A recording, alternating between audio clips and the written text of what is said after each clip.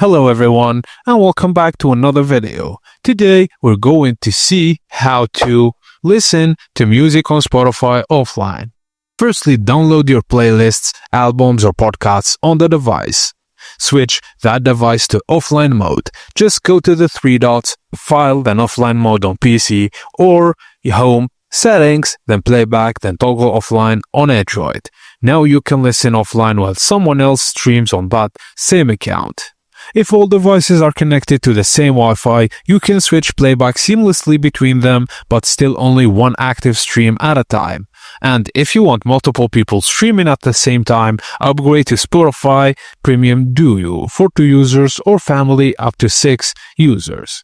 Just note that only one device can stream online at once per single premium account, and offline mode works like a workaround since Spotify thinks you're not online.